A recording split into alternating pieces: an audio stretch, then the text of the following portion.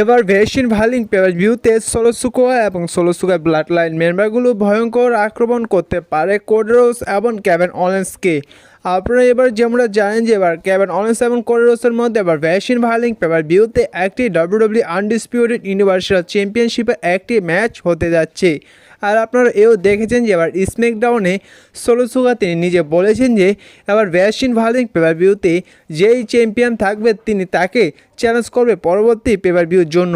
আর batting অর্ডস অনুযায়ী এবার এই ম্যাচটিতে সবচেয়ে বেশি জিতার সম্ভাবনা রয়েছে কোডরোসের।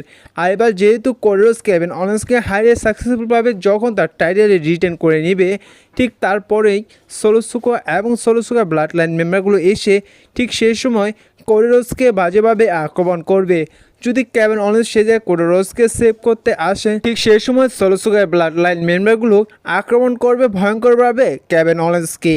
আর এবার ভেসিন ভালিং পেপার ভিউতে সোলোসুকা এবং তার ব্লাড লাইন মেম্বারগুলো কোডরোসকে ভয়ঙ্করভাবে আক্রমণ করে সোলোসুকা কোডরোসকে ডাব্লিউডাব্লিউ আনডিসপিউটেড ইউনিভার্সাল চ্যাম্পিয়নশিপের জন্য একটি চ্যালেঞ্জ করে দিবেন।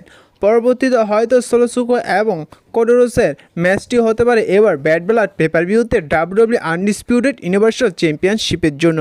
আর আপনারা এই বিষয়টা 100% কনফার্ম ধরে রাখেন যে এবার ভেসিন ভালিং পেপার ভিউতে সোলোসুকার ব্লাড লাইন মেম্বারগুলো মিলে কোডরোসকে বাজেভাবে আক্রমণ করবে। তো এই বিষয়ে আপনাদের কী মনে হয় তা অবশ্যই কমেন্ট করে জানিয়ে দিবেন। ধন্যবাদ।